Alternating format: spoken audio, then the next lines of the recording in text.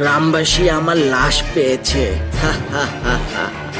এখন থেকে তুই আর আমি মিলে সবার মাছ খাবো।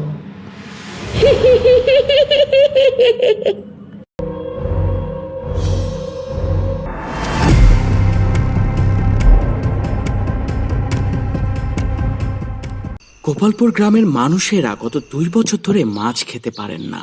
মাছ খেতে চাইলে কেমন যেন অজানা এক আতঙ্ক ভেসে ওঠে তাদের মুখে। কিন্তু একদিন সুকান্তর ছেলে পিন্টু বায়না ধরল সুকান্তর কাছে, ইলিশ মাছ দিয়ে আজ সে ভাত খাবে। কিন্তু এতে পিন্টুর মার চোখ মুখ ফ্যাকাশে হয়ে গেল। ছেলে যখন ইলিশ মাছ দিয়ে খেতে চাচ্ছে তখন আজ নিয়ে আসবো বাজার থেকে। না না, কি বলছো? তুমি জানো না বাড়িতে তো কেউই মাছ আনতে পারে না। আমি পিন্টুকে বুঝিয়ে বলছি। আরে না, ছেলেটা খেতে চেয়েছে আর তুমি খেতে দেবে না? কিচ্ছুটি হবে না, এগুলো গ্রামের মানুষের গাল গল্প। যদি তোমার কিছু হয়ে যায়? না না বাবা, দরকার নেই। আরে কিচ্ছু হবে না, ও তুমি দেখো। পরের দিন যে কথা সে কাজ। সুকান্ত বাজারে গেল ইলিশ মাছ আনতে। ইলিশ মাছ নিয়ে পরিচিত একজনের সাথে আলাপ করতে করতে বেশ সময় হয়ে গেল। না না, বড্ড দেরি হয়ে গেল। ছেলেটা বসে আছে ইলিশ মাছ দিয়ে ভাত খাবে। না, জলদি বাড়িতে যাই। পথে ওই বাঁশঝাড়টা পড়বে। গ্রামের লোকেরা কি যে আজগবি কথা বলে। যাই হোক, আজ আমি মাছ নিয়ে যেতে পারলে সবার ভয় কেটে যাবে। সুকান্ত ছুটল বাড়ির দিকে। আজ আকাশটাও কালো হয়ে আছে, বৃষ্টি হতে পারে। হাঁটতে হাঁটতে ওই অভিশপ্ত বাঁশঝাড়ের সামনে চলে আসলো সুকান্ত। আচ্ছা, এটা তো ওই বাঁশঝাড় যা গ্রামের লোকেরা অভিশপ্ত বলে থাকে। ঠিক তখনই মুষলধারে বৃষ্টি পড়া শুরু করলো। সুকান্ত বৃষ্টি থেকে বাঁচতে বাঁশঝাড়ের ভিতরে আশ্রয় নিল। গ্রামের মানুষের কথা বিশ্বাস না করলেও ভয় ভয় পাচ্ছিল সুকান্তর, আর ভাবছে কখন বৃষ্টি থামবে। ঠিক তখনই সুকান্তর নাম ধরে কেউ একজন ডাকলো, সুকান্ত, সুকান্ত। সুকান্ত পিছে তাকাতেই দেখলো লাল শাড়ি পরা একজন মহিলা সুকান্তর দিকে আসছে। কে কে কে আপনি? আমি তো তোর জন্যই অপেক্ষা করছিলাম।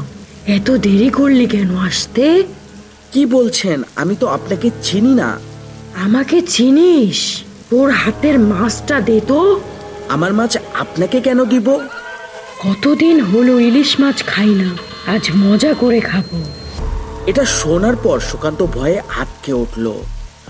সুকান্ত খেয়াল করে দেখলো মহিলার চোখ মুখে রক্ত ঝরছে। সুকান্ত দৌড়ে পালানোর সুযোগ খুঁজছে। সুকান্ত মহিলাকে বলল, আপনি এই মাছ কিভাবে খাবেন? আমার সাথে বাড়িতে চলুন, আপনাকে রেঁধে খাওয়াবো। মহিলা ভয়ঙ্কর হাসি দিয়ে বলল, অনেকেই আমাকে তাদের বাসাতে নিতে চেয়েছে, কিন্তু তারাই কখনো তাদের বাসায় যেতে পারেনি। আমাকে ছেড়ে দাও, আমি তো তোমাকে কিছু করিনি। তুই করিসনি, কিন্তু তোর মতো কিছু মানুষরূপী পশু আমাকে ছিঁড়ে ছিঁড়ে খেয়েছে।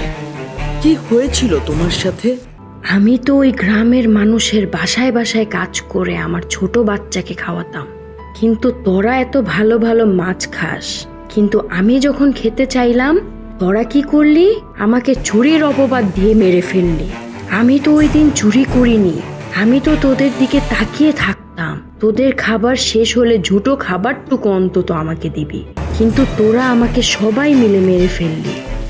আর ওই দিন থেকেই আমি পণ করেছি, এই গ্রামের মানুষ আর কখনো মাছ খেতে পারবে না। বলেই মহিলা সুকান্তর ঘাড় মধ্যে দিয়ে মাছ নিয়ে চলে যায়। ওইদিকে গ্রামবাসী বৃষ্টি কমার পর সুকান্তর লাশ বাঁশঝাড়ের উপরে ঝুলতে দেখলো। গ্রামবাসী আমার লাশ পেয়েছে। এখন থেকে তুই আর আমি মিলে সবার মাছ খাবো।